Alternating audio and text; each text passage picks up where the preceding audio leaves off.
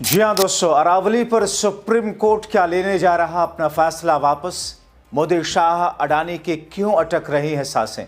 स्वागत है आप सभी का। आप देख रहे हैं द राजनीति का विशेष सेगमेंट खबर और विश्लेषण। मैं हूं जब्बार खान।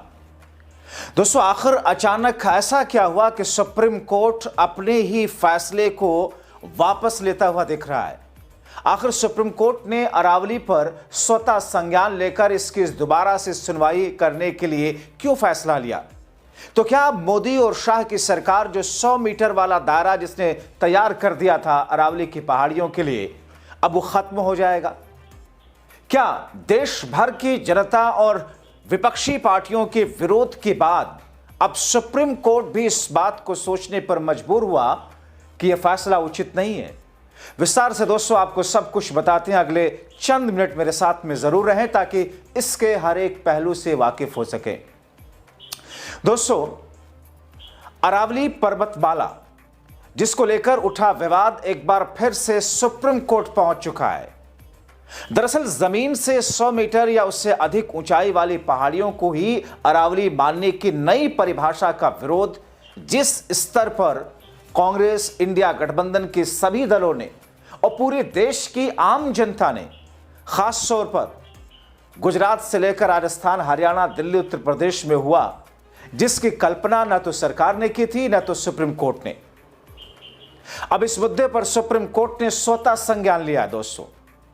अब दोस्तों सोचिए कि सरकार ने एक प्लान तैयार किया, सुप्रीम कोर्ट में मामला, और सुप्रीम कोर्ट ने उस पर रोक नहीं लगाई। यानी कि सरकार का जो प्लान था उसको सुप्रीम कोर्ट ने एक तरीके से अप्रूवल दे दिया, मगर अपने ही फैसले को सुप्रीम कोर्ट अब दोबारा से खुद ही स्वतः संज्ञान लेकर के कहा ऐसा जा रहा है कि वापस भी हो सकता है। चीफ जस्टिस सूर्यकांत की वेकेशन बेंच सोमवार को, यानी कि अब से चंद घंटों के बाद में सुनवाई करेगी। बेंच में जस्टिस जेके माहेश्वरी और जस्टिस ऑगस्टीन जॉर्ज मसी भी होंगे। सीजीआई के वेकेशन कोर्ट में यह मामला 5वें नंबर पर लिस्टेड है।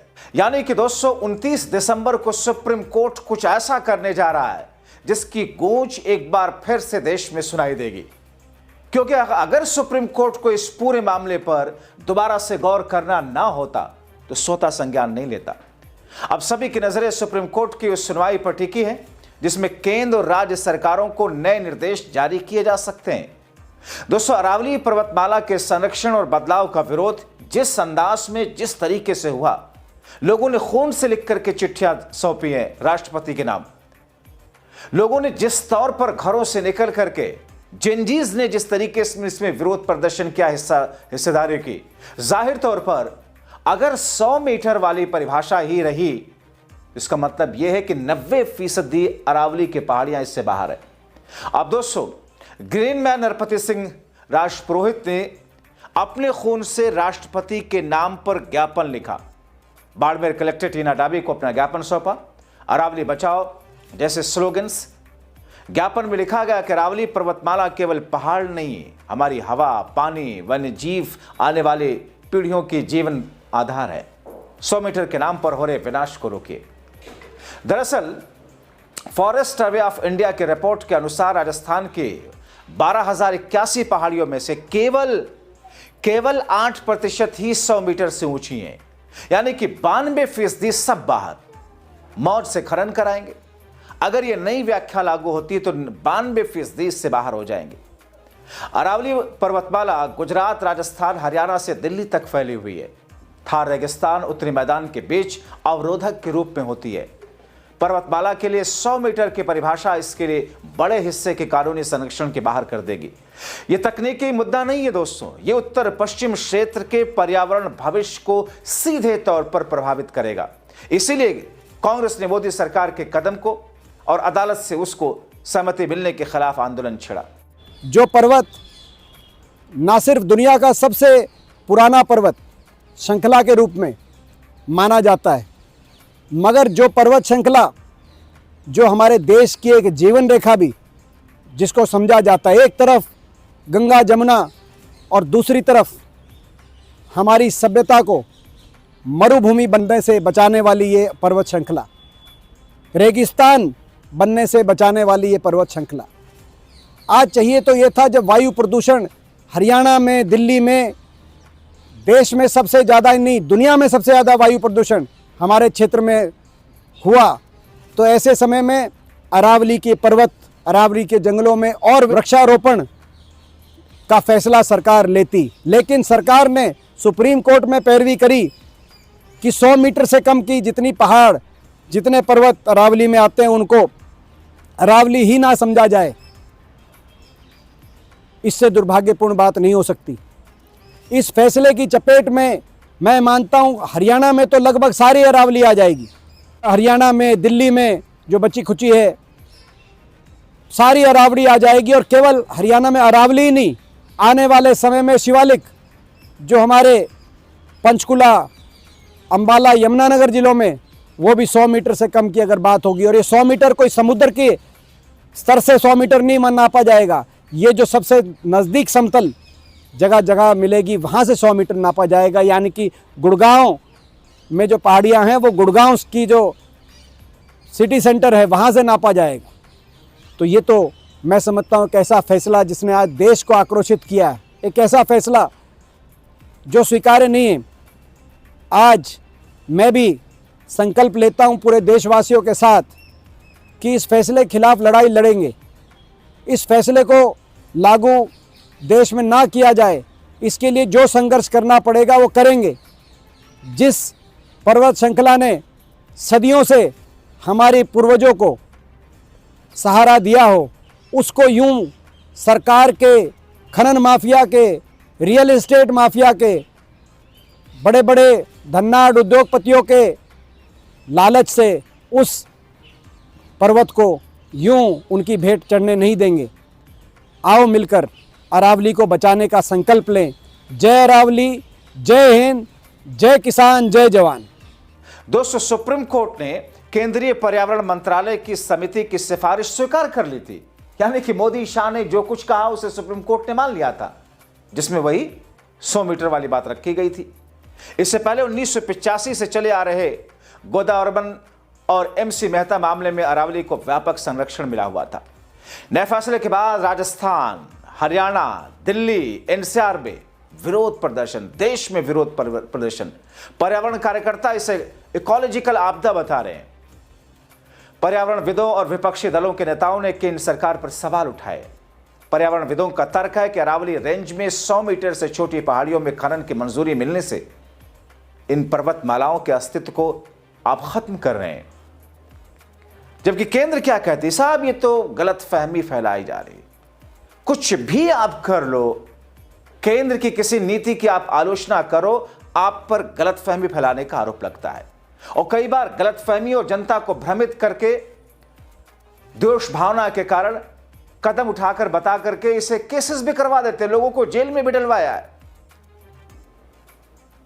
दोस्तों, उधर हरियाणा के भी वन विभाग के रिटायर अधिकारी हैं RP बलवान, पिछले सप्ताह केंद्रीय पर्यावरण मंत्रालय की समिति की सिफारिश को सुप्रीम कोर्ट में चुनौती दी है।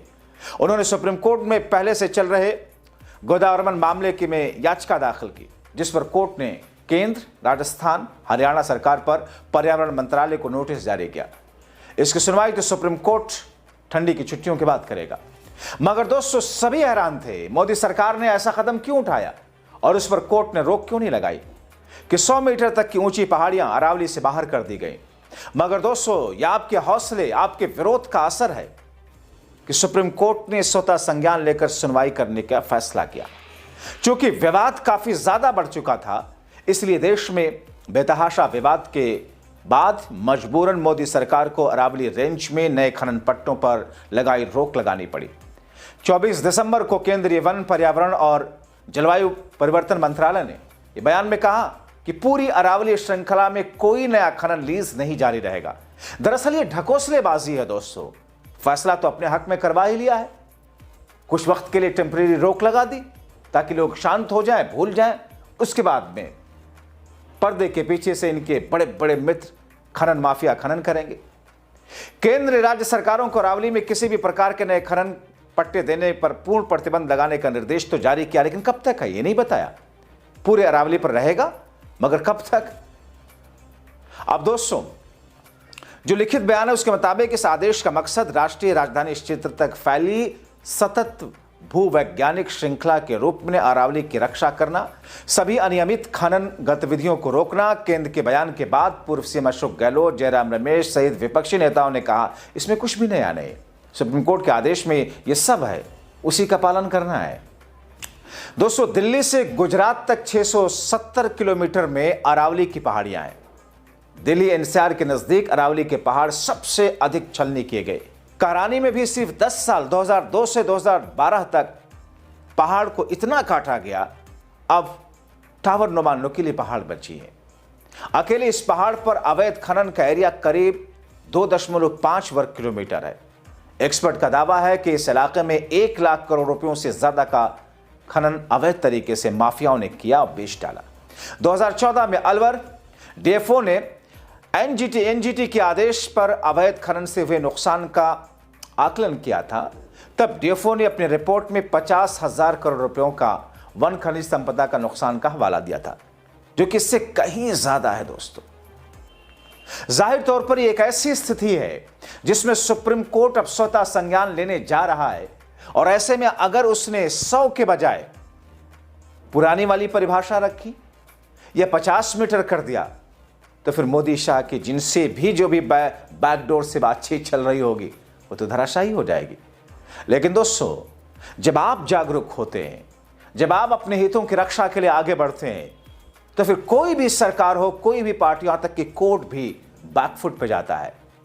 कोर्ट इस मामले पर बैकफुट पर है, स्वतः संज्ञान लेकर महज आपके विरोध के कारण वो दोबारा से इस मामले पर सुनवाई करने जा रहा चंद घंटों के बाद। तो ऐसी स्थिति में दोस्तों, आप क्या कहेंगे?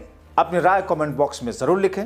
अंत तक वीडियो देखने के लिए आप सबका शुक्रिया। जागरूक रहिए, सुरक्षित रखिए अपने अधिकार को, जनता के अधिकार को, देशवासियों के अधिकार को।